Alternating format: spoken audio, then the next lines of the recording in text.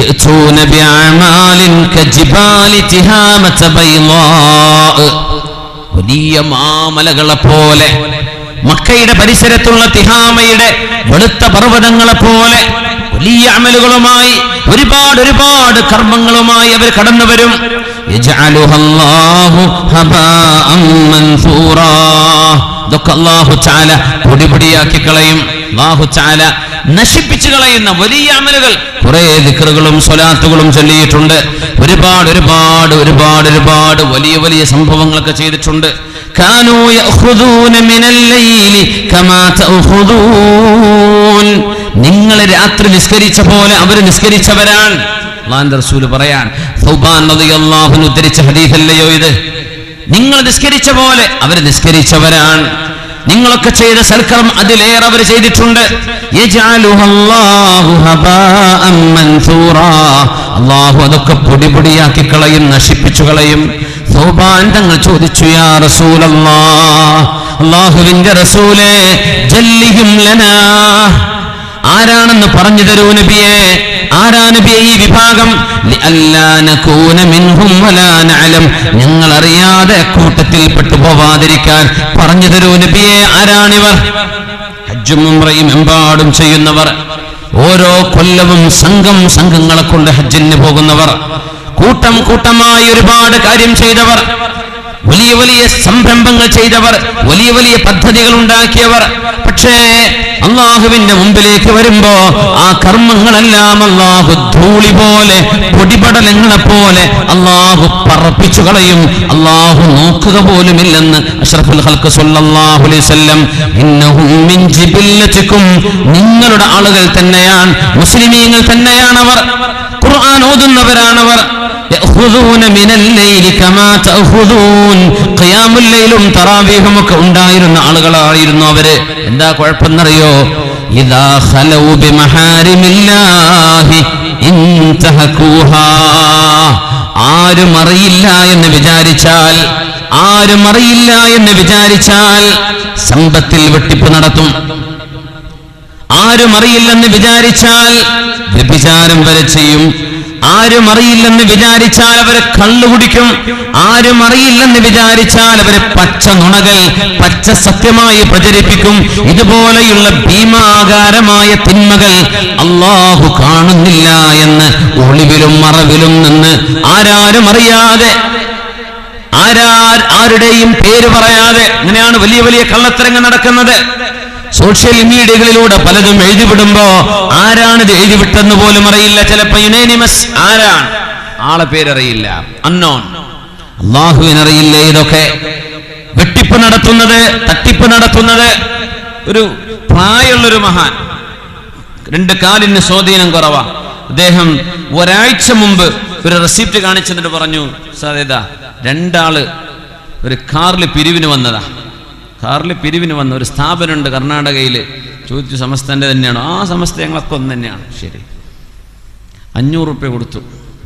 റെസിപ്റ്റും തന്നു. റെസിപ്റ്റ് നോക്കുമ്പോൾ 50 എന്നിട്ടിട്ടൊരു വര, 500ൻ്റെ ഒരു പൂജ ഒഴിവാക്കിയിട്ടുണ്ട്. അദ്ദേഹം പ്രായമുള്ള ആളെ നടക്കണമെങ്കിൽ വടികുത്തിപ്പിടിയല്ല, ഒരാളെ സപ്പോർട്ട് ചെയ്യണം.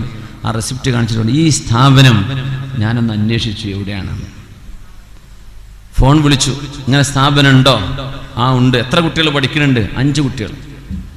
5 കുട്ടികൾ പഠിക്കുന്നുണ്ട്. അതിന് അംബാസഡർ ഒരു മാരുതി കാറിട്ട് 800 വണ്ടി എടുത്തിട്ട് ഓടി ഓടി പിരിവ് നടത്തുക. എന്നിട്ട് എത്ര കൊടുത്തത്? 500 കൊടുത്തതിന് ബില്ലിട്ടത് എത്ര? 50. 450 എവിടെ പോയി?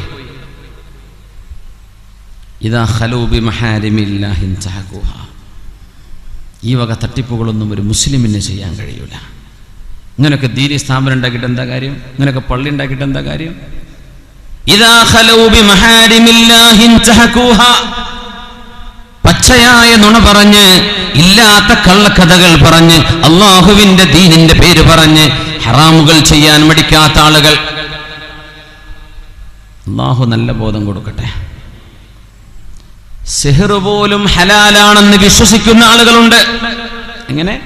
സ്വന്തം സംഘടനകൾക്കെതിരെയോ സ്വന്തം നേതാക്കന്മാർക്കെതിരെയോ എന്തെങ്കിലും വിരൽ ചൂണ്ടുന്ന ആളുകളെ അടക്കി നിർത്താൻ വേണ്ടി പച്ചയായ സിഹ്ർ ചെയ്യുന്നത് ഹലാലാണെന്ന് വിശ്വസിക്കുന്ന ആളുകൾ ഈ ഉമ്മത്തിൽ കിടക്കുന്നുണ്ട്. കേരളീയ മുസ്ലിമീങ്ങളിലുണ്ട്. അപകടമല്ല ഇതൊക്കെ? എന്ത് ഇസ്ലാമാണിത്? എന്ത് ഇസ്ലാമാണിത്?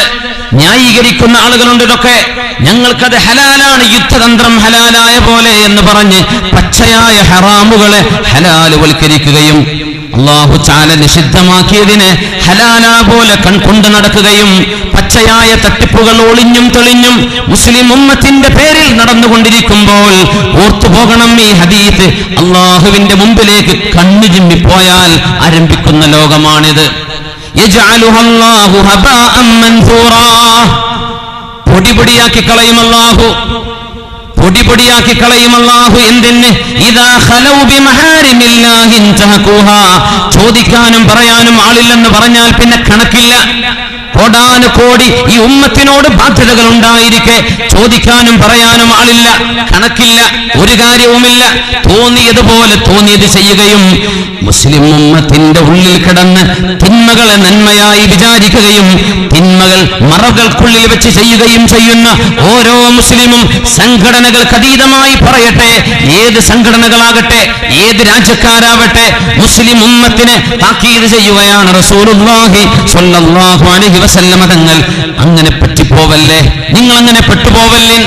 എന്തുകൊണ്ടാണ് മുസ്ലിമിന്റെ വ്യക്തിത്വം അറിയപ്പെടുന്നത്? ഒരു മുസ്ലിം മുസ്ലിമാണെന്ന് തെളിയുന്നത് അവന്റെ സംസ്കാരത്തിലൂടെയാണ്. സംസ്കാരം എന്നത് മുസ്ലിമിന്റെ വാക്കാണ്, മുസ്ലിമിന്റെ പ്രവൃത്തിയാണ്. സംസ്കാരം എന്നത് മുസ്ലിമിന്റെ ഇടപാടുകളാണ്, മുആമലാത്തുകളാണ്. ഇതൊന്നും ശരിയില്ലെങ്കിൽ നിസ്കാരമാണോ കാര്യം? നിസ്കാരമാണോ ഒരു മുസ്ലിമിന്റെ ഏറ്റവും വലിയ അടയാളമായി? മറ്റൊന്നും നോക്കാതെ സർവമാന തട്ടിപ്പുകളും ചെയ്ത് സർവമാന തിന്മകളും ചെയ്ത് മദ്യപാനവും തിന്മയൊക്കെ ചെയ്ത് നടന്ന് ഒരു മനുഷ്യൻ 5 നേരം നിസ്കരിച്ചത് കൊണ്ട് മുസ്ലിമായോ? മുസ്ലിമാവുന്നുണ്ടോ? എന്തുകൊണ്ട്? മഹാനായ റസൂലുള്ളാഹി സ്വല്ലല്ലാഹു അലൈഹി വസല്ലം തങ്ങൾ പറഞ്ഞു, ആ നിസ്കാരം ശരിയാണെങ്കിൽ ഇന്ന സ്വലാത്ത തൻഹാ അനിൽ ഫഹ്ശാഇ വൽ മുൻകർ, നിങ്ങളുടെ നിസ്കാരം അല്ലാഹു കബൂലാക്കിയിട്ടുണ്ടെങ്കിൽ നിങ്ങൾക്ക് തിന്മ ചെയ്യാൻ കഴിയൂല. നിങ്ങൾക്ക് പാപങ്ങളിലേക്ക് പോകാതിരിക്കാൻ തടയിടാൻ ഈ നിസ്കാരങ്ങളെ കൊണ്ടാവുന്നുണ്ട്. പിന്നെ എന്തുകൊണ്ടാ പള്ളിയിൽ നിന്ന് ഇറങ്ങിയിട്ട് ചെറുപ്പക്കാരൻ കള്ള് ഷാപ്പിലേക്ക് പോകുന്നത്? പിന്നെ എങ്ങനെയാ ജുമാ നിസ്കാരം കഴിഞ്ഞ് അല്ലെങ്കിൽ പെരുന്നാൾ നിസ്കാരം കഴിഞ്ഞ് അല്ലാഹു അനുവദിക്കാത്തിടത്തേക്ക് എങ്ങനെയാണ് ആളുകൾക്ക് ഇറങ്ങി നടക്കാൻ തോന്നുന്നത്? നിസ്കരിച്ച നിസ്കാരം സ്വഹീഹായില്ല എന്നതിനർത്ഥം. അതുകൊണ്ട് മുഅ്മിനേ അല്ലാഹുവിന്റെ മുമ്പിൽ അടിയുറച്ചു നിൽക്കുന്ന ഒരു വിശ്വാസവും അടിയുറച്ച ഈമാനും വ്യക്തിത്വവും മുസ്ലിമിന്റെ പ്രത്യേകതയാണ്. അന്ത്യനാളിൽ ഈമാൻ ചുരുങ്ങി പോവുകയും ബദഅൽ ഇസ്ലാമു ഗരീബാ വസയഊദു കമാ ബദഅ ഫതൂബാ ലിൽ ഗുറബാ, ഇസ്ലാം തുടങ്ങുമ്പോൾ വിചിത്രമായിരുന്നു. ഇസ്ലാം തുടങ്ങുമ്പോൾ ആളുകൾ ഓരോരുത്തരും ഇസ്ലാം അനുസരിച്ച് ജീവിച്ചപ്പോ അത്ഭുതത്തോടെയാണ് ആളുകൾ നോക്കിയത്. എല്ലാവരും കള്ളുകുടിക്കുന്ന ഒരു നാട്ടിൽ കള്ളുകുടിക്കാതെ ജീവിച്ചവരാണ് മുസ്ലിമീങ്ങൾ. എല്ലാവരും വഞ്ചന ചെയ്ത് കച്ചവടം ചെയ്തപ്പോഴാണ് മൻ ഗശ്ശനാ ഫലൈസ മിന്നാ, വഞ്ചന ചെയ്യുന്നവർ നമ്മിൽപ്പെട്ടവരല്ലെന്ന് പറഞ്ഞ് സത്യസന്ധമായി കച്ചവടം ചെയ്ത മുസ്ലിമീങ്ങൾ. ആളുകൾ ചോദിച്ചു, നിങ്ങൾക്ക് എങ്ങനെ ലാഭം ഉണ്ടാക്കാൻ പറ്റും? മദ്യഷാപ്പുകൾ യഥേഷ്ടം നടക്കുമ്പോഴാണ് മദീനയിൽ അനസ് റളിയല്ലാഹു അൻഹു പറയട്ടെ, അല്ലാഹു മദ്യം ഹറാമാക്കി എന്ന ആയത്ത് ഓതി കൊടുക്കുകയേ വേണ്ടൂ. മദീനക്കാര് മുഴുവനും കച്ചവടക്കാർ, നഷ്ടം ലക്ഷങ്ങളാണ്. എന്നാലും കള്ള് ഷാപ്പ് അടച്ചുപൂട്ടി മദ്യത്തിന്റെ സർവഭരണികളും തല്ലിയിട്ട് ഉടച്ച് മദീനയിലൂടെ കള്ളുകൾ ഒഴുകുകയായിരുന്നു. കള്ളൊഴുകി എന്ന് മഹാനായ അനസ് റളിയല്ലാഹു അൻഹു എക്സാജറേഷൻ അല്ല, നടന്ന റിയാലിറ്റി. മഹാനായ അഷ്റഫുൽ ഖൽഖ് സ്വല്ലല്ലാഹു അലൈഹി വസല്ലം തങ്ങൾ വിഭാവനം ചെയ്ത ഒരു ഉമ്മത്ത് തിന്മകൾ ഉണ്ടാകുമ്പോൾ പതറുന്നവരല്ല, അല്ലാഹുവിന് വേണ്ടി ഉറച്ചു നിൽക്കുന്നവരാണ്. അല്ലാഹുവേ, ആ ഉറച്ച ഈമാൻ നീ ഞങ്ങൾക്ക് നൽകണമേ തമ്പുരാനെ. ദീനിന് വേണ്ടി ത്യാഗം ചെയ്ത പ്രഗൽഭരായ അലിമീങ്ങളിൽ മഹാനായ അഹ്മദ് ഇബ്നു ഹംബൽ റളിയല്ലാഹു തആല അൻഹു. വിശുദ്ധമായ ഖുർആൻ അല്ലാഹുവിന്റെ സൃഷ്ടിയാണോ അല്ലയോ, ഖുർആൻ മഖ്ലൂഖാണോ അല്ലയോ എന്ന ഒരു ചർച്ച അന്ന് നടന്നു. അന്നത്തെ ബിദ്അത്തുകാർ, അന്നത്തെ പുത്തനാശയക്കാർ വിശുദ്ധമായ ഖുർആൻ അല്ലാഹുവിന്റെ ഖൽഖാണ്, സൃഷ്ടിയാണ് എന്ന് പറഞ്ഞപ്പോൾ അഹ്മദ് ഇബ്നു ഹംബൽ റളിയല്ലാഹു അൻഹു, അല്ല, അല്ലാഹുവിന്റെ ദാത്ത്, അല്ലാഹുവിന്റെ സിഫത്ത് രണ്ടും അസലിയാണ്. അള്ളാഹുവിന്റെ ദാത്ത് പോലെ തന്നെ റബ്ബിന്റെ വിശേഷണങ്ങളും ആട്രിബ്യൂട്ട്സും ഒരിക്കലും തന്നെ സൃഷ്ടിയല്ല എന്ന് വാദിച്ചതിന്റെ പേരിൽ മുഅ്തസിമിന്റെയും വാഹിഖ് ബില്ലയുടെയും ഇബ്നു അബീ ദുആദിന്റെയും ഒക്കെ ക്രൂരമായ അടികൾക്ക് പ്രഹരങ്ങൾക്ക് പാത്രീഭൂതനായ അല്ലാമ അഹ്മദ് ഇബ്നു ഹംബൽ റളിയല്ലാഹു തആല അൻ ഒരിക്കലും തന്നെ പതറിപ്പോയിട്ടില്ല. അടിയുറച്ചു നിൽക്കുകയായിരുന്നു. പതറിയില്ലല്ലോ. അടികൊണ്ട് രണ്ടടി അടിക്കാൻ പറയാം. മുഅ്തസിം ചാട്ടവാറ് രണ്ടെണ്ണം കൊണ്ടുവന്ന് സർവശക്തിയും ഉപയോഗിച്ച് രണ്ടടി. ജല്ലാദുമാർ അടിക്കുന്ന ആളുകൾ രണ്ടടി അടിക്കുമ്പോഴേക്കും ബോധം കെട്ട് വീടുപോകുമായിരുന്നു. അഹ്മദ് ഇബ്നു ഹംബൽ റളിയല്ലാഹു അൻഹു ആളുകൾ പറഞ്ഞു, അഹ്മദ് ഇബ്നു ഹംബൽ എന്നവരെ ഒന്ന് പറഞ്ഞൂടെ ജനങ്ങൾക്ക് വേണ്ടിയെങ്കിലും അള്ളാന്റെ കലാമായ ഖുർആൻ അള്ളാഹുവിന്റെ കലാം സൃഷ്ടിയാണ് എന്ന് ഒന്ന് പറഞ്ഞൂടെ? ഞാൻ പറഞ്ഞു, ഞാൻ മരിക്കും, ഞാൻ മരിച്ചു പോകും, ഞാൻ പറഞ്ഞ വാക്കുകൾ ബാക്കിയാവും. അങ്ങനെയാണെങ്കിൽ പിൻഗാമികളായ ആളുകൾ അള്ളാഹുവിന്റെ കലാമിനെ പറ്റി തെറ്റി വിചാരിക്കാൻ ഞാൻ കാരണമാവില്ലേ? വിട്ടുകൊടുക്കൂല. അതുകൊണ്ട് ഞാൻ അടിപതറാതെ നിൽക്കുകയാണെന്ന് പറഞ്ഞ് മഹാനായ അഹ്മദ് ഇബ്നു ഹംബൽ റളിയല്ലാഹു തആല അൻഹു ബഹുമാനപ്പെട്ടവർ ആ വിഷയത്തിൽ വിട്ടുവീഴ്ചക്ക് റെഡിയില്ലാതെ, വിട്ടുവീഴ്ചക്ക് ഒരുക്കമല്ല എന്ന് പറഞ്ഞ് അടിപതറാതെ നിന്നു. ഞാൻ ചോദിക്കട്ടെ, ഇസ്ലാമികമായ ഏതെങ്കിലും ഒരു അനുഷ്ഠാനം വരുന്ന നേരത്ത്, ഇസ്ലാമികമായ എന്തെങ്കിലും ഒരു വിഷയം നമ്മുടെ മുമ്പിലേക്ക് വരുമ്പോ എന്തിനാണ് മുൻഗണന? ആർക്കാ നമ്മൾ മുൻഗണന കൊടുക്കുന്നത്? അള്ളാഹുവിനാണോ അതല്ല നമ്മുടെ ശരീരേച്ഛകൾക്കാണോ? റസൂലുള്ളാഹി സ്വല്ലല്ലാഹു അലൈഹി വസല്ലമ തങ്ങളുടെ കാലത്തും അതിന്റെ ശേഷവും ത്യാഗങ്ങൾ ഒരുപാട് അനുഭവിച്ചവരാണ് മുഅ്മിനീങ്ങൾ. സലഫ് സ്വാലിഹീങ്ങളിൽ ഒരാൾ അന്നത്തെ അക്രമിയായ ഒരു ഭരണാധികാരിയോട് സത്യം തുറന്നു പറഞ്ഞതിന്റെ പേരിൽ നായകളെ വിശക്കാനിട്ട്, ദിവസങ്ങളോളം വിശക്കാനിട്ട് മഹാന്മാരായ ആലിമീങ്ങളുടെ ശരീരം കടിച്ചു തിന്നാൻ വിടുമായിരുന്നു.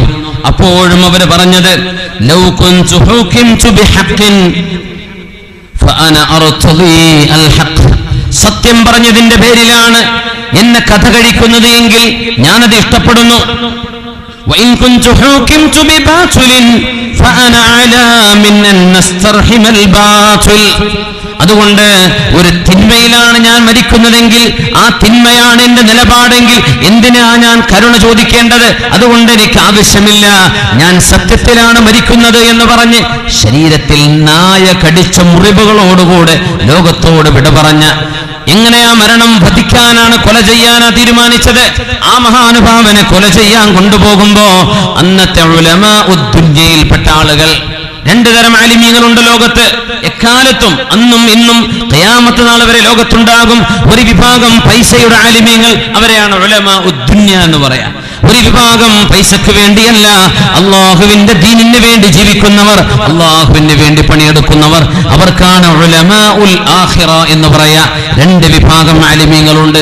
അന്നത്തെ ഉലമാ ഉദ്ദുന്യ, പൈസക്ക് വേണ്ടി ജീവിച്ച ഒരു പണ്ഡിതൻ, മഹാനായ ഈ സലഫ് സ്വാലിഹിയെ, ഈ മഹാനായ പണ്ഡിതനെ കൊലക്കയറിലേക്ക് കൊണ്ടുപോകുമ്പോ അയാൾ പറഞ്ഞു, ഖുൽ ലാ ഇലാഹ ഇല്ലല്ലാഹ്, ലാ ഇലാഹ ഇല്ലല്ലാഹ് ചൊല്ലിക്കോളൂ എന്ന്. ആരോട്? ആരായി പറയുന്നത്? പൈസക്ക് വേണ്ടി നടക്കുന്ന ഒരു ആലിം, അള്ളാഹുവിന് വേണ്ടി ജീവത്യാഗം ചെയ്യാൻ പോകുന്ന ഒരു ആലിമിനോട്. ആ ആലിമ പറഞ്ഞു, ഉഖാദു ഇലൽ മൗതി മിൻ അജ്ലി ലാ ഇലാഹ ഇല്ലല്ലാഹ്. ലാ ഇലാഹ ഇല്ലല്ലാഹ് എന്ന വചനം സത്യമായി പുലരാനാണ് ഞാനിവിടെ മരണം വരിക്കാൻ പോകുന്നത്. നിങ്ങളാണെങ്കിലോ വതർജിഉ അൻത ലിതഅകുല ഫതാതൽ മവാഇദി ബിലാ ഇലാഹ ഇല്ലല്ലാഹ്, മുസ്ലിമിന്റെ പേര് പറഞ്ഞ്, എന്തെങ്കിലും ആഭാസങ്ങളുടെ പേര് പറഞ്ഞ് നിങ്ങൾക്ക് കാശുണ്ടാക്കാനല്ലേ നിങ്ങൾ നടക്കുന്നത്? ഞാൻ ഈ ചെയ്യുന്നത് ലാ ഇലാഹ ഇല്ലല്ലാഹ്ക്ക് വേണ്ടിയാണ്. ഭീരുക്കളായ ആളുകൾക്ക് ഉറങ്ങാൻ കഴിയാതിരിക്കട്ടെ എന്ന് ഖാലിദ് ബിൻ വലീദ് റളിയല്ലാഹു അൻഹു പ്രഖ്യാപിച്ച പോലെ ആലിമീങ്ങളുടെ നിലപാടുകൾ, സാധാരണക്കാരുടെ നിലപാടുകൾ, ഓരോരുത്തരുടേതും അല്ലാഹു സുബ്ഹാനഹു വ തആല അവന്റെ ദീനിന് വേണ്ടി, ഈമാനിന് വേണ്ടി, ഇഹ്സാനിന് വേണ്ടി, ഇസ്ലാമിന് വേണ്ടി കടുത്ത രീതിയിൽ, വിട്ടുവീഴ്ചയില്ലാത്ത രീതിയിൽ നമ്മുടെ സംസ്കാരവും നമ്മുടെ ആചാരവും നമ്മുടെ വിശ്വാസ കർമ്മങ്ങളും ഒരാളുടെ മുമ്പിലും മടിയുറവെക്കാതെ ഉറച്ചു ജീവിക്കുന്ന സത്യവിശ്വാസികളിൽ അല്ലാഹു നമ്മെ ഉൾപ്പെടുത്തി അനുഗ്രഹിക്കട്ടെ. ആമീൻ യാ റബ്ബൽ ആലമീൻ. അത്തരം ഒരു ചിന്തകൾക്ക് നമ്മുടെ ഈ സദസ്സ് സഹായകമാവുകയാണെങ്കിൽ ഇൻഷാ അല്ലാഹ് നമ്മൾ വന്നത് വിജയിച്ചു. അങ്ങനെ ഒരു ചിന്ത നമ്മുടെ കൽബിലേക്ക് വരികയാണെങ്കിൽ മണിക്കൂറുകളോളം നിങ്ങൾ ഇവിടെ ഇരിക്കുന്നത് അള്ളാഹുവിന്റെ പൊരുത്തത്തിലായി കഴിഞ്ഞു. അങ്ങനെ ഒരു ഈമാൻ എനിക്കും വേണമെന്ന കൊതിയെങ്കിലും കൽബിലുണ്ടാവുകയാണെങ്കിൽ നമ്മുടെ വരവും പോക്കുമെല്ലാം ലാഭമാണ്. അല്ലാഹുവേ അല്ലാഹുവേ അല്ലാഹുവേ ഞങ്ങൾക്ക് കൽബുകളിൽ തട്ടുന്ന വിശ്വാസം നൽകണേ തമ്പുരാനേ. പ്രസിദ്ധനായ ആലിം ഖുറാസാനിന്റെ പണ്ഡിതൻ മഹാനായ മുഹമ്മദ് ബിൻ ആസിം റഹ്മത്തുള്ളാഹി അലൈഹി, ഖുറാസാൻ കണ്ട പ്രഗൽഭനായ മുഹദ്ദിസാണ് മുഹമ്മദ് ബിൻ ആസിം റഹ്മത്തുള്ളാഹി അലൈഹി. ബഹുമാനപ്പെട്ടവർ റഷ്യയിൽ നിന്ന്, ഖുറാസാൻ ഇന്നത്തെ റഷ്യയുടെ ഭാഗമാണ്, ഖുറാസാനിൽ നിന്ന് ബഗ്ദാദിലേക്ക് വരുന്ന ഇൽമു പഠിക്കാൻ വേണ്ടി. ആ സമയം ബഹുമാനപ്പെട്ടവർക്കറിയാമെന്ന് ഇമാമുനൽ അഹ്മദ് റളിയല്ലാഹു അൻഹു, അഹ്മദ് ഇബ്നു ഹംബൽ റളിയല്ലാഹു അൻഹു വീട്ടുതടങ്കലിൽ കഴിയുന്ന കാലമാണ്. ബഹുമാനപ്പെട്ടവർ സ്വന്തം ജീവിതം പോലും മാറ്റിവെച്ച്, പെൺകുട്ടികൾ ഉണ്ടായിരുന്നു, ആൺകുട്ടിയില്ലായിരുന്നു, ഒരുപാട് പെൺമക്കളുണ്ട്. ആ പെൺമക്കളെ മുഴുവനും നാട്ടിൽ നിർത്തിയിട്ട് ഖുറാസാൻ റഷ്യയിൽ നിന്ന് ഇങ്ങ് താഴേക്ക് ബഗ്ദാദിലേക്ക്, ഇറാഖിലേക്ക് വന്നിരിക്കുന്നു ഇൽമു പഠിക്കാൻ.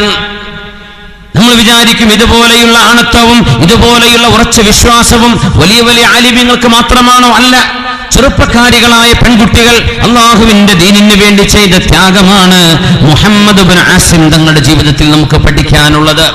അദ്ദേഹത്തിന്റെ പെൺമക്കൾ, ആ മഹാനുഭാവന്റെ പെൺമക്കളെ ഒറ്റക്കാക്കി ഒരു ആള് പോലും നോക്കാനില്ലാതെ, ആൺമക്കളില്ല, ബാപ്പയാണ് യാത്ര ചെയ്യുന്നത്. എവിടേക്ക്? ബഗ്ദാദിലേക്ക്. അന്നത്തെ യാത്രയല്ലേ, തിരിച്ചു വരുമോ വല്ല ഉറപ്പുണ്ടോ? ഒന്നെങ്കിലായി, ഇല്ലെങ്കിൽ മരിച്ചു എന്ന് കരുതണം. അത്രയേ ഉള്ളൂ. ഒരു വിവരമില്ലല്ലോ, ഫോൺ വിളിയുണ്ടോ, മൊബൈലുണ്ടോ, ഒന്നില്ലല്ലോ. ബഗ്ദാദിലേക്ക് വന്നു. അപ്പോഴാണ് അറിയുന്നത് ഇമാമുന അഹ്മദ് റളിയല്ലാഹു അൻഹു. ഒന്നിലേറെ തവണ നമുക്ക് ഇമാമുന അഹ്മദ് ഇബ്നു ഹംബൽ തങ്ങൾ അനുസ്മരിക്കാനുണ്ട്. വീണ്ടും ചരിത്ര സംഭവങ്ങൾ വരാനിരിക്കുന്നു. അഹ്മദ് ഇബ്നു ഹംബൽ റളിയല്ലാഹു അൻഹു ഖൽഖുൽ ഖുർആനിന്റെ വിഷയത്തിൽ നിന്ന് പ്രയാസത്തിലാണ്. വിശുദ്ധമായ ഖുർആൻ സൃഷ്ടിയല്ല, അള്ളാഹുവിന്റെ സിഫത്താണ്, അള്ളാഹുവിന്റെ ദാത്ത് പോലെ തന്നെ അസലിയാണ്. അത് സൃഷ്ടിയാണെന്ന് പറയാൻ കഴിയില്ല. ഖുർആന്റെ പേജിനെ കുറിച്ചല്ല, ഖുർആന്റെ ചട്ടയെ കുറിച്ചല്ല, ഖുർആൻ എഴുതിയ മഷിയെ കുറിച്ചല്ല. ഖുർആൻ എന്ന അള്ളാഹുവിന്റെ സംസാരം അത് മഖ്ലൂഖല്ല, അത് സൃഷ്ടിയല്ല, അത് സൃഷ്ടാവിന്റെ വിശേഷണമാണ് എന്ന് വാദിച്ച മഹാനാണ് അഹ്മദ് ഇബ്നു ഹംബൽ റളിയല്ലാഹു തആല അൻഹു. അതിന്റെ പേരിൽ 40 കൊല്ലത്തോളം കഠിനമായ ശിക്ഷകൾക്ക് വിധേയമായിട്ടുള്ള പണ്ഡിതൻ. ബഹുമാനപ്പെട്ടവരെ, അന്ന് വീട്ടുതടങ്കലിലാണ്. അപ്പോഴാണ് ബഗ്ദാദിൽ ദർസ് തുടങ്ങിയ മഹാനായ മുഹമ്മദ് ഇബ്നു ആസിം എന്നവരെ തന്റെ കൂട്ടുകാരോട് പറഞ്ഞു, ഇമാമുന അഹ്മദ് എന്നവരുടെ കൂടെ ഐക്യദാർഢ്യം പ്രഖ്യാപിച്ചുകൊണ്ട് നമുക്കുമൊന്ന് പറയുകയല്ലേ, ഖുർആൻ ഗൈറു മഖ്ലൂഖ്, ഖുർആൻ മഖ്ലൂഖല്ല, ഖുർആൻ സൃഷ്ടിയല്ല, അത് സൃഷ്ടാവിന്റെ വിശേഷണമാണ്. സൃഷ്ടാവ് സൃഷ്ടിയല്ലല്ലോ, മുഖാലിഫുൽ ലിൽ ഹവാദിസ് അല്ലേ. ഇത് നമുക്കൊന്ന് ഉറക്കെ വിളിച്ചു പറയാം. അപ്പോഴാ ഓർക്കുന്നത്, അങ്ങനെ ആരെങ്കിലും പറഞ്ഞാൽ അവരുടെ തല പോയി പോകും, അവരെ കൊന്നുകളയും. അന്നത്തെ രാജാവ് വാസിഖ് ബില്ലയുണ്ട്, മുഅ്തസിമുണ്ട്, ഇബ്നു അബീ ദുആദുണ്ട്. ഇവരൊക്കെ വലിയ കൊടിയാക്രമികളാണ് അന്നത്തെ കാലത്ത്. എന്തു ചെയ്യണം? ഒരൽപ്പം പകച്ചുപോയി. 2 ദിവസം കഴിഞ്ഞപ്പോഴാണ് സ്വന്തം പെൺമക്കൾ റഷ്യയിൽ നിന്ന് ബഗ്ദാദിലേക്ക് ഒരു കത്ത് വിടുന്നത്. പെൺമക്കൾ കൂടി കത്തെഴുതി വാപ്പാക്ക്. വാപ്പ വേഗം വരുന്നല്ല എഴുതിയത്. വാപ്പ വരുമ്പോ എന്താ കൊണ്ടുവരാ, എന്ത് ടോയാ ഞങ്ങൾക്ക് കൊണ്ടുവരുന്നത്? അതല്ല ഈ പെൺകുട്ടികൾ ചോദിക്കുന്നത്. എന്താ പറഞ്ഞെന്നറിയോ?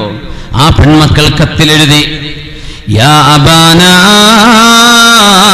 ഞങ്ങളുടെ പ്രിയപ്പെട്ട ഉപ്പാ, ഖദ് സമിഅനാ, ഞങ്ങൾ കേട്ടിരിക്കുന്നു, അന്ന റജുല ഖദ് അന്നാസ ഇലൽ ഖൗലി ബിഖൽഖിൽ ഖുർആൻ, നിങ്ങളുടെ നാട്ടിലെ ഭരണാധികാരി അള്ളാന്റെ കലാമ് സൃഷ്ടിയാണ് എന്ന് വാദിക്കാൻ ആളുകളെ നിർബന്ധിക്കുന്നുണ്ട് എന്ന് ഞങ്ങൾ കേട്ടിട്ടുണ്ട് ഉപ്പാ.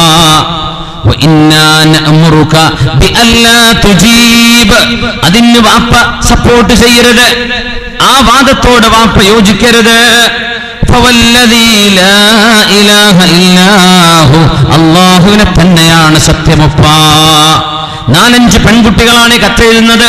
യാ അബാന, ഞങ്ങളുടെ ഉപ്പ, ലഅയതീനാ നഅയുക, നിങ്ങൾ മരിച്ചു എന്ന വിവരം ഞങ്ങൾക്ക് കിട്ടുന്നത് അഹബ്ബു ഇലൈനാ മിൻ അൻ നസ്മഅ അന്നക ഖുൽത ബിഖൽഖിൽ ഖുർആൻ.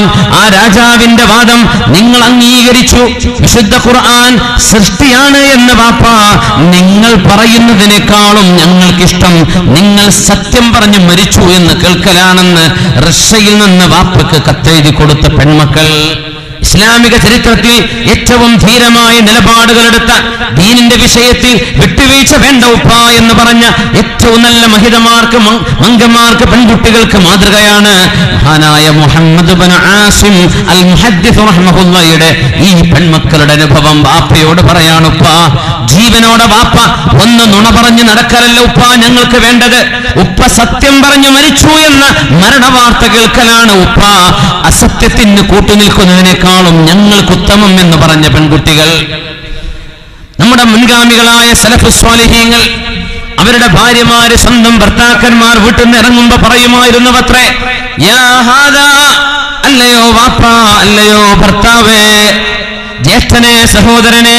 പെൺമക്കൾ പറയും, ഭാര്യമാര് പറയും, പെൺമക്കൾ പറയും, പെണ്ണുങ്ങൾ പറയും ആണുങ്ങളോട്, ജോലിക്ക് പോകുന്നവരോട്, ഇന്നാ നസ്ബിറു അലൽ ജൂ, ഞങ്ങൾക്ക് വിശപ്പ് സഹിക്കാൻ കഴിയും കേട്ടോ, വലാ നസ്ബിറു അലന്നാർ, അല്ലാഹുവിന്റെ നരകം ഞങ്ങൾക്ക് സഹിക്കാൻ കഴിയുകയില്ല. അതുകൊണ്ട് ലാ തജീബിനാ ഇല്ലാ ബിൽ ഹലാൽ, ഞങ്ങൾക്ക് ഹലാൽ മാത്രമേ കൊണ്ടുവരാവൂ. ആളുകളെ പറ്റിച്ച പൈസ കൊണ്ട് വീട്ടിലേക്ക് വരല്ലേ, ആളുകളെ വഞ്ചിച്ച പൈസയുമായി ഇങ്ങോട്ട് വരല്ലേ. ആളുകളെ വഞ്ചിക്കുകയും ആളുകളെ ഇല്ലാത്തത് പറഞ്ഞു പരത്തുകയും ചെയ്ത്, വഞ്ചന ചെയ്ത്, കള്ളക്കച്ചവടം ചെയ്ത് ആളുകളെ വഞ്ചിതരാക്കി നിങ്ങൾ ഒരു പൈസ പോലും കൊണ്ടുവരല്ലേ. അത് ഞങ്ങൾ കഴിച്ചാൽ ഞങ്ങൾ നരകത്തിലേക്ക് പോകേണ്ടി വരും. വിശപ്പ് ഞങ്ങൾക്ക് സഹിക്കാൻ കഴിയും, നരകം ഞങ്ങൾക്ക് സഹിക്കാൻ കഴിയില്ല. അതുകൊണ്ട് ഇന്ന് ഹലാലായ ഒരു പൈസയും കിട്ടിയില്ലെങ്കിൽ പച്ചവെള്ളം കുടിച്ച് പട്ടിണി കിടക്കാനെങ്കിലും ഞങ്ങൾ ഒരുക്കമാണ്. പക്ഷേ എന്ത് വേണ്ട, ഹറാമായ പൈസ വേണ്ട എന്ന് സ്വന്തം വീട്ടിലെ ചെലവ് നടത്തുന്ന ആൺമക്കളോട്, ഭർത്താക്കന്മാരോട്, പാപ്പമാരോട് അന്നത്തെ പെൺകുട്ടികൾ പറഞ്ഞിരുന്നുവെന്ന് നമ്മുടെ ഇമാമമാർ രേഖപ്പെടുത്തിയിട്ടുണ്ട്. നമ്മുടെ പെണ്ണുങ്ങൾ അങ്ങനെ പറയുന്നുണ്ടോ? നമ്മൾ എന്താ പറയാ, എങ്ങനെയാണെങ്കിലും തിരക്കേടില്ല, കുറച്ച് പലിശക്കങ്ങ് ലോൺ എടുത്താലും കുഴപ്പമില്ല, എനിക്ക് 5 പവന്റെ വള വേണം, അല്ലേ? ഇതല്ലേ പറയാ. മറ്റേ കുട്ടിയുടെ മുടികളച്ച നടക്കുന്നുണ്ട്, അല്ലെങ്കിൽ കുട്ടിയുടെ അഖീഖത്തിന് ഇറക്കണം. എന്താ ചെയ്യാ, അഖീഖത്ത് സുന്നത്താണ്, കഴിയുന്ന ആൾക്കാർക്ക് ചെയ്താൽ മതി, അല്ലേ? 7 അന്ന് ചെയ്താൽ വളരെ പുണ്യമാണ്, എപ്പോഴും ചെയ്യാം. 2 കിൻഡൽ തന്നെ വേണം. ഇവന് 1 കിലോ ഇറച്ചി വാങ്ങാനുള്ള പൈസ അവൻ്റെ കയ്യിലില്ല. പക്ഷെ മാനക്കേടല്ലേ, നമ്മുടെ പെണ്ണിന്റെ കുടുംബക്കാരെന്താ വിചാരിക്കുക? അതുകൊണ്ട് നീ വാങ്ങ്. ഉമ്മ പൈസ അല്ല ഉമ്മ, എന്തെങ്കിലും കാട്ടിയിട്ട് നീ എന്ത് ചെയ്യണം, അറിവ് നടത്തണം. നമ്മൾ അയലോക്കക്കാർ വെച്ചത് 1.5 കിൻഡൽ, നമുക്ക് 2 കിൻഡൽ വേണം. എന്തിനാ ഉമ്മ ഇതൊക്കെ? എന്തിനാ സഹോദരൻ? ആരോടാ നിങ്ങൾ മത്സരിക്കുന്നത്? ആരെയാ നിങ്ങൾ ഞെട്ടിക്കണത്? ഒരു മനുഷ്യന് ഹലാലായ സമ്പാദ്യമുണ്ടോ, കഴിവുണ്ടോ, യുസ്റുണ്ടോ, അവൻ ചെയ്തോട്ടെ. നിർബന്ധമല്ലല്ലോ. അഖീഖത്ത് നിർബന്ധാണോ? അല്ല, സുന്നത്താണ്. പറ്റുന്ന ആളുകൾ ചെയ്തോ. നമ്മളെ വാപ്പ നമ്മൾ ജനിച്ചിട്ട് നമുക്ക് അഖീഖത്ത് അർത്തിട്ടില്ലെങ്കിൽ നമ്മുടെ അഖീഖത്ത് നമുക്ക് ഇപ്പൊ അറക്കാൻ പറ്റും. പിന്നെന്തിനാ വിഷമിക്കണം? ഏത് സമയത്തും ചെയ്തൂടെ? എങ്ങനെയെങ്കിലും അങ്ങ് ചെയ്തേക്കണം. ഇതാ പറഞ്ഞു കൊടുക്കുക മക്കളോട്, സ്വന്തം മക്കളോട്. ഉമ്മ പറയുന്നുണ്ട്, മോനെ, ഉമ്മാക്ക് ആഗ്രഹമുണ്ട്, പക്ഷേ മോനെ ഹലാലായ പൈസ ഉണ്ടെങ്കിൽ മാത്രം ചെയ്താൽ മതി മോനെ. അതിന് വേണ്ടി അന്യായമായ പലിശക്ക്, നീ വട്ടിപ്പലിശക്ക് എന്നെ എന്താ കടം വാങ്ങിക്കേണ്ട മോനെ, അതൊന്നും നമുക്ക് വേണ്ട. അള്ളാഹു നമുക്ക് ചെയ്യാം. ഇങ്ങനെ പറയുന്നവരാരാ ഉള്ളത്? കുഞ്ഞിന്റെ 40, കുഞ്ഞിന്റെ 20, കുഞ്ഞിന്റെ 90, എന്തിന്? സൗകര്യമുണ്ടോ ചെയ്തോളൂ. ഹലാലിലൂടെ ചെയ്യാൻ പറ്റുമോ ചെയ്തോ. ഹറാമ് കൊണ്ട് എന്തിനു ചെയ്യണം? ഇങ്ങനെ സ്വന്തം വീട്ടുകാരോട് ഹലാല് ഞങ്ങൾക്ക് മതി, ഹറാമ് കൊണ്ടുവരല്ലേ. ഇന്നാ നസ്ബിറു അലൽ ജൂ, ഞങ്ങൾക്ക് വിശപ്പ് സഹിക്കാൻ പ്രയാസമില്ല, വിശപ്പ് ഞങ്ങൾ സഹിച്ചോളാം. വലാ നസ്ബിറു അലന്നാർ, ഞങ്ങൾക്ക് നരകം സഹിക്കാൻ കഴിയില്ല എന്ന് പറഞ്ഞ് സ്വന്തം വീട്ടുകാരോട് ഹലാല് മതി എന്ന് പറഞ്ഞ പെൺകുട്ടികൾ. ഇത് മുസ്ലിമിന്റെ സംസ്കാരമാണ്. ഈ പെൺകുട്ടികളാണ് അഭിമാനം. ഇവരാണ് ഉമ്മത്തിന് ഏറ്റവും നല്ല ജനറേഷനെ സമ്മാനിക്കുന്നത്. ഈ ചിന്തയുള്ള പെൺകുട്ടികളാണ്. അല്ലാഹു സുബ്ഹാനഹു വ തആല അത്തരം ഉറച്ച വിശ്വാസം അല്ലാഹു നമുക്ക് നൽകട്ടെ. ആമീൻ യാ റബ്ബൽ ആലമീൻ. ഇങ്ങനെ ഉറച്ച വിശ്വാസമുള്ള ഒരു വിഭാഗം, വേറെ ഒരു വിഭാഗം നമുക്ക് കാണാൻ കഴിയും. മിൻഹും മൻ യഅ്ബുദുല്ലാഹ അലാ ഹർഫ്. വക്കിൽ അല്ലാഹു ഇബാദത്ത് ചെയ്യുന്ന ആളുകളുണ്ട്. വക്ക് എന്നൊക്കെ പറഞ്ഞപ്പോൾ ഈ സ്റ്റേജ് ഇച്ചിരി ഹൈറ്റ് ഉണ്ടല്ലോ. ഈ വക്കത്ത് നടന്നങ്ങ് വീണുപോയാൽ കഴിഞ്ഞു അല്ലേ? ഊര മുറിയാനോ തല മുറിയാനോ ഒക്കെ ഇപ്പം അത് മതിയാവും. വക്കിൽ നിൽക്കുക, ഇങ്ങോട്ട് സ്റ്റേജിൽ കയറിയിട്ടില്ല, അല്ലെങ്കിൽ വീട്ടിലേക്കാണ് കയറിയിട്ടില്ല, ആ വക്കിലൂടെ നടക്കുകയാണ്. ഡേഞ്ചർ എന്നാ നമ്മൾ പറയും അല്ലേ? എന്ന് പറഞ്ഞാൽ നിസ്കാരം തുടങ്ങിയിട്ടില്ല. റമദാനിൽ ഏതോ ഒരു ഉസ്താദിൻ്റെ വാദം കേട്ട് സാധു നിസ്കാരമൊക്കെ തുടങ്ങി, അവസാനത്തെ 10 നല്ല ഖിയാമുല്ലയിലൊക്കെ ഇസ്തികാഫൊക്കെ ഹയാത്തൊക്കെ ആക്കി നിസ്കാരം. പണ്ട് നിസ്കരിക്കാൻ വലിയ മടിയുള്ള ഒരാൾ, അതായത് ജീവിച്ചിരിപ്പുള്ള ആളാണ്. നിസ്കരിക്കാൻ വലിയ മടിയായിരുന്നു. അങ്ങനെ അദ്ദേഹത്തെ നിസ്കരിക്കാൻ വേണ്ടി ഒരു മഗ്‌രിബിന് കൊണ്ടുപോയി നിസ്കരിപ്പിക്കാൻ. നിസ്കരിപ്പിക്കാൻ കൊണ്ടുപോയ ആൾ ഈ സദസ്സിലുണ്ട്.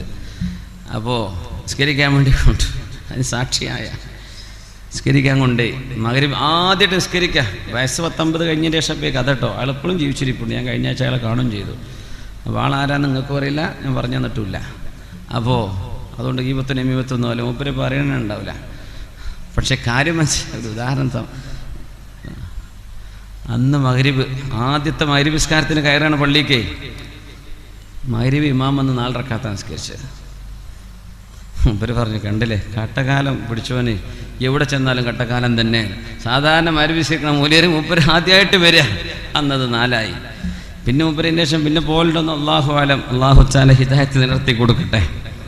പള്ളിക്ക് നിസ്കാരമൊക്കെ തുടങ്ങിയിട്ട് പെരുന്നാളിൻ്റെ പുതിയ ചെരുപ്പ് കളവ് പോയാൽ നിസ്കാരം നിർത്തണ മനുഷ്യന്മാർ. ഞാൻ ഉദ്ദേശിച്ചത് അങ്ങനെയാണ്. വലിയ ആവേശത്തിൽ നിസ്കാരമൊക്കെ ഉഷാറ, പെരുന്നാൾക്ക് അന്തസ്സിൽ കുപ്പായ കെട്ടുപോയതാ. അന്ന് ചെരുപ്പ് കട്ടുകൊണ്ടോണ മനുഷ്യന്മാർ. നമ്മുടെ നാട്ടിൽ എന്തിനാ കട്ടുകൊണ്ടോ എനിക്കല്ല. അത് ആരെയും വാങ്ങിക്കുമോ? അല്ല വെറുതെ ഇട്ട് നടക്കാണ്. എന്തിനായി കട്ടുകൊണ്ടോണോ? അല്ലാഹു ആലം. ഇപ്പം ഒന്നും ഇല്ലല്ലേ, അതൊക്കെ ഔട്ട് ഓഫ് ഫാഷൻ ആയിട്ടില്ലേ?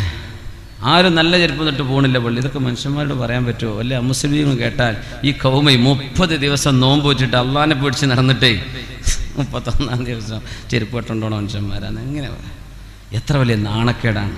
അപ്പോൾ ആദ്യമായിട്ട് നിസ്കാരം തുടങ്ങുന്ന ആൾക്കാരൊക്കെ എന്ത് ചെയ്യും? നീ നിർത്തും, എൻ്റെ ചെരുപ്പ് പോയിട്ടുണ്ട്, ഇനിയിപ്പോൾ എന്താ അടുത്ത തവണ പോവാന്നറിയില്ല, ഞാൻ പള്ളിക്കില്ല. ഈ വക്കിൽ നടക്കണ മനുഷ്യന്മാർ എന്തെങ്കിലും അല്ലാഹു തആല ചോദിച്ചതൊക്കെ കൊടുത്തിട്ടുണ്ട്. ഇടക്ക് അല്ലാഹു തആല അങ്ങ് പരീക്ഷിച്ചു. ഞാനില്ല, ഞാൻ ഇത്ര ഹദ്ദാന്തറാത്തേവും സ്വലാത്തും ദിക്റൊക്കെ ചൊല്ലി എല്ലാവിധ നന്മയും എല്ലാ വിറുതും എല്ലാ ഖുർആനും ഒക്കെ ഓതി നടന്നിട്ടേ അള്ളാഹു എന്നെ പരീക്ഷിക്കുന്നത് കണ്ടില്ലേ? കള്ളു കുടിച്ച് നടക്കുന്ന ചെറുപ്പക്കാരെ അന്തസ്സില്ലാതെ നടക്കുന്ന ഒരു കുഴപ്പമില്ല, എനിക്ക് അള്ളാഹു രോഗം തന്നിരിക്കുന്നു. അങ്ങനെയൊക്കെ വക്കിൽ വെച്ച് ചിന്തിക്കുന്ന അവസ്ഥകളുണ്ട്. അള്ളാഹു കാത്ത് രക്ഷിക്കട്ടെ. അങ്ങനെയല്ല, അള്ളാഹു തആല പരീക്ഷണം തന്നാലും അള്ളാഹു തആല സൗഭാഗ്യങ്ങൾ തന്നാലും നമ്മൾ അള്ളാഹുവിൻ്റെ കൂടെയാണ്. അങ്ങനെ വക്കിലൂടെ നടന്നുപോയ ഒരു മനുഷ്യന്റെ ചരിത്രമുണ്ട്. മഹാനായ ഫാറൂഖ് റളിയല്ലാഹു അൻഹുവിന്റെ കാലത്ത്. നമുക്കത് പറയണം. ഒന്ന് സ്വലാത്ത് ചൊല്ലി എഴുന്നേറ്റ് നിന്ന് സ്വലാത്ത് ഫ്രഷായിട്ട് സ്റ്റേജുമുള്ളവരൊന്നും എഴുന്നേൽക്കണ്ട ഇൻഷാ അല്ലാഹ്. ഇത് ഒന്നും കൂടെ പറയണം. ഈ എഴുന്നേൽക്കണം എന്തിനാണെന്നറിയോ? വലിയ തിരക്കില്ലോലിനടി കൂടെ പോയിക്കോളി, ആരും കാണൂല. അപ്പോൾ കയ്യും കാലൊക്കെ ഒന്ന് പൊന്തിച്ചൊക്കെ ഒന്ന് ഫ്രഷായിട്ട് ഒന്ന് തരിപ്പൊക്കെ ഒന്ന് മാറി ഇരിക്കാൻ വേണ്ടിയിട്ടാണ് ഇൻഷാ അല്ലാഹ്. പിന്നെ മൂത്രമൊഴിക്കാനോ എന്തെങ്കിലും ആവശ്യം പോയി തിരിച്ചു വരുന്നവരുണ്ടാവും, അങ്ങനെ പോയി വീട്ടിൽ പോകേണ്ടവരുണ്ടാവും, വേറെ പല ആവശ്യങ്ങളൊക്കെ ഉണ്ടാവും. അപ്പോൾ ഇൻഷാ അല്ലാഹ് ഓരോരോ 3/4 മണിക്കൂർ കഴിഞ്ഞാലും എഴുന്നേൽക്കും. അപ്പോൾ ഈ വണ്ടി വിട്ടാൽ ഞാൻ അടുത്ത വണ്ടി 3/4 മണിക്കൂർ കഴിഞ്ഞിട്ടേ വരുള്ളൂ, അടുത്ത സ്റ്റോപ്പ്. അപ്പോൾ ഇൻഷാ അല്ലാഹ് തിരക്കുള്ളവർ ഇതിൻ്റെ ഇടയിൽ കൂടെ കഴിച്ചിലേക്കോളി. ബിസ്മില്ലാ സ്വല്ലു അലൻ നബി മുഹമ്മദിൻ വ ആലി. അല്ലാഹുമ്മ സ്വല്ലി അലാ സയ്യിദിനാ മുഹമ്മദിൻ വ അലാ ആലി സയ്യിദിനാ മുഹമ്മദിൻ വ ബാരിക് വ സല്ലിം അലൈഹി. ഒന്നുകൂടെ, അല്ലാഹുമ്മ സ്വല്ലി അലാ സയ്യിദിനാ മുഹമ്മദിൻ وعلى آل سيدنا محمد وبارك وسلم عليه. ഒന്നുകൂടെ ചൊല്ലില്ലേ? اللهم صل على آل سيدنا محمد وبارك وسلم عليه. جزاكم الله خير. എല്ലാവരും ഇരിക്കുക. മലിക് ഗസ്സാൻ, ഗസ്സാനികളുടെ രാജാവ് ജബലത്ത് ഇബ്നു ഐഹം മുസ്ലിമായി എന്ന വിവരം കേട്ടപ്പോൾ മുസ്ലിമീങ്ങൾക്കൊക്കെ വല്ലാത്ത സന്തോഷം. കാരണം അന്ന് നമ്മൾ സൗദി അറേബ്യ എന്ന് പറഞ്ഞ കിങ്ഡം ഓഫ് സൗദി അറേബ്യ എന്ന് പറയുന്ന ഒരു കിങ്ഡം, രാജാക്കന്മാർ ഭരിച്ചിരുന്ന ഒരു കിങ്ഡം, ഒരു കിങ്ഷിപ്പ് ഒന്നുമില്ല. അന്ന് ട്രൈബ്ഡമാണ്, ഒരുപാട് ട്രൈബുകൾ, കബീലകൾ ഭരിക്കുന്ന കാലമാണ്. അപ്പോ സൗദി അറേബ്യയുടെ, ഇന്നത്തെ സൗദി അറേബ്യയുടെ ജസീറത്തുൽ അറബിന്റെ നോർത്ത് ഈസ്റ്റ് ഭാഗം, അവിടെയാണ് ഗസ്സാനികൾ ഉള്ളത്. അവിടുത്തെ രാജാവ് മുസ്ലിമായി. അദ്ദേഹം വന്നത് നോക്കണം, ഇസ്ലാമിലേക്ക് ആദ്യമായിട്ട് വരാൻ മദീനയിലേക്കാണ് വരുന്നത്. ഫാറൂഖ് റളിയല്ലാഹു അൻഹുവിനെ കാണണമെന്ന് പറഞ്ഞു. ഉമർ റളിയല്ലാഹു അൻഹുവിനെ കാണാൻ വേണ്ടി വരികയാണ്. വരുമ്പോ 500 കുതിരകൾ, ഒക്കെ 500 വെളുത്ത കുതിരകൾ. മറ്റു പറയുന്ന കാറെന്ന് ഞാൻ പറയണില്ല, 500 വെളുത്ത കുതിരകൾ. ആ കുതിരകൾക്ക് മീതെ യൂണിഫോം ധരിച്ച യോദ്ധാക്കന്മാർ. അവരൊന്നും മുസ്ലിം അല്ല, ഇതിൽ ഒരാളെ മുസ്ലിം ഉള്ളൂ. ആര്? രാജാവ്. അവര് മദീനയിലേക്ക് വരുന്നു വളരെ സെറ്റപ്പില്. ആ കുതിരകൾക്ക് സ്വർണത്തിന്റെ നെറ്റിപ്പട്ടം കെട്ടിക്കൊടുത്തിട്ടുണ്ട്. സ്വർണത്തിന്റെ നെറ്റിപ്പട്ടം അന്നത്തെ കാലത്ത്. മദീനയിലേക്ക് വരികയാണ്. മുസ്ലിമീങ്ങളൊക്കെ വല്ലാണ്ട് സന്തോഷിച്ചു. എന്തെന്നില്ലാത്ത ആഹ്ലാദം. ആ പ്രദേശത്തിന്റെ മുഴുവൻ രാജാവങ്ങ് വന്ന പ്രജകൾ വരും ഇസ്ലാമിലേക്ക്.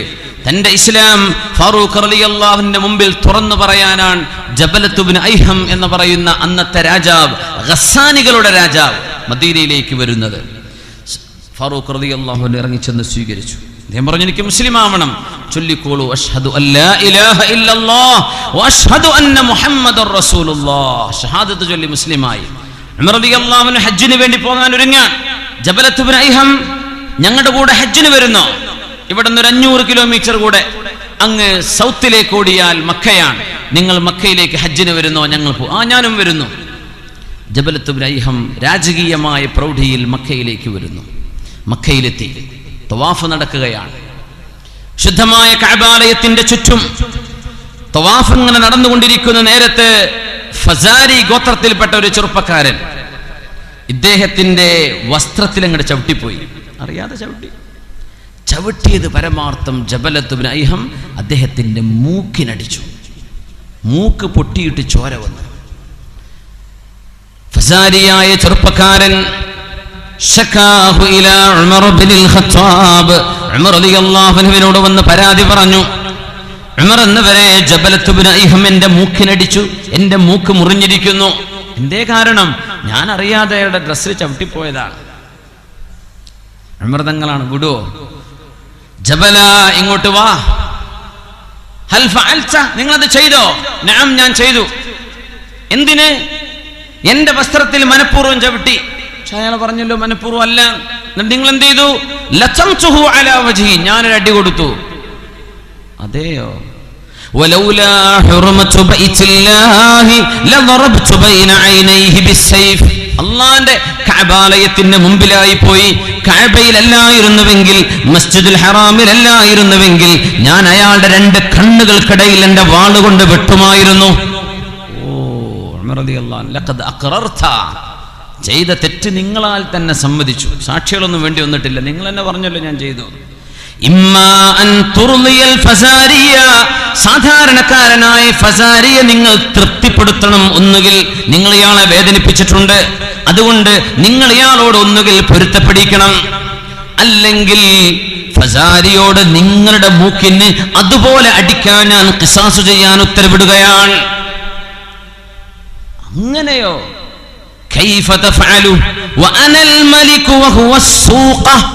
ഞാൻ രാജാവല്ലേ, ഇതൊരു സാധാരണക്കാരനല്ലേ, രാജാവായ എന്നെ സാധാരണക്കാരനോട് പ്രതികാരം ചെയ്യിക്കുമോ?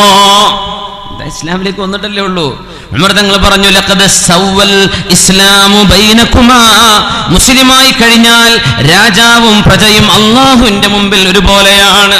അള്ളാന്റെ മുമ്പിൽ ഒരുപോലെയാണ് രാജാവും പ്രജയും. മാറ്റല്ല ജബല, ഒന്നുകിൽ നിങ്ങൾ അയാളോട് പൊരുത്തപ്പെടിക്കണം, അല്ലെങ്കിൽ പ്രതികാരമുണ്ട്. നിങ്ങളുടെ മൂക്ക് ഇതുപോലെ നിങ്ങൾക്കും അപായപ്പെടും. ഉമർ എന്നവരെ, ഇന്ന് രാത്രി ഞാൻ ഒന്ന് ആലോചിക്കട്ടെ, എന്നിട്ട് നാളെ പറഞ്ഞാ പോരെ? ആയിക്കോട്ടെ എന്ന് പറഞ്ഞു. അയാളന്ന് രാത്രിക്ക് രാത്രി ഹജ്ജ് പോലും പൂർത്തിയാക്കാതെ തുർക്കിയിലേക്ക് രക്ഷപ്പെട്ടു. വതനസ്വറ, ഇസ്ലാമിൽ നിന്ന് പോയി അയാൾ ക്രിസ്ത്യാനിയായി. ഞാൻ മുസ്ലിം ആവില്ല, ഇങ്ങനെയൊക്കെ ഇസ്ലാം.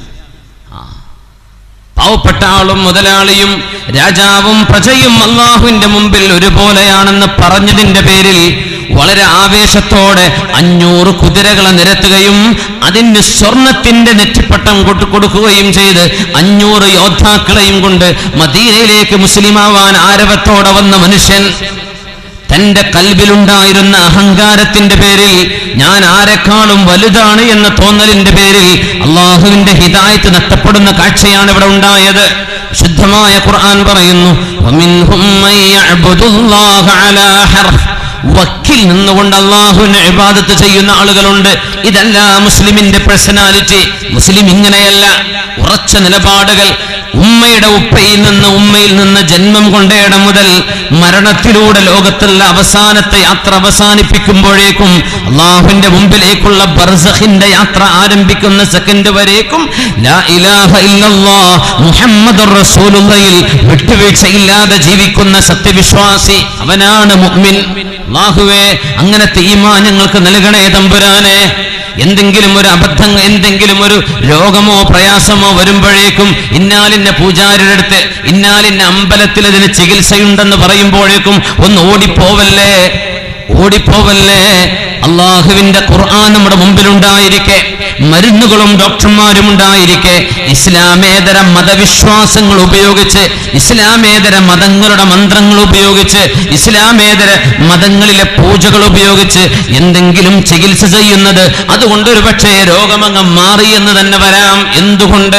പിശാച് ഉദ്ദേശിക്കുന്നത് നമ്മെ കൊണ്ട് ശിർക്ക് ചെയ്യിപ്പിക്കുവാനാണ്. അത് ചെയ്തു കഴിഞ്ഞാൽ പിശാചിന്റെ ഉപദ്രവം ഒഴിവായി കിട്ടും.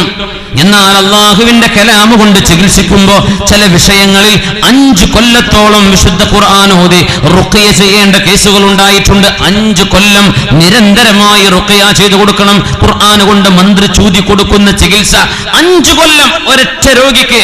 നമ്മൾ പറയൂലേ, ഒരു പ്രാവശ്യം ചെയ്ത് സുഖല്ല, 2ാമത്തെ പ്രാവശ്യം ചെയ്ത് സുഖല്ല, എന്നാ പിന്നെ നമുക്ക് വേറെ നോക്കാം. അങ്ങനെയല്ല, മാറി നിൽക്കല്ലേ.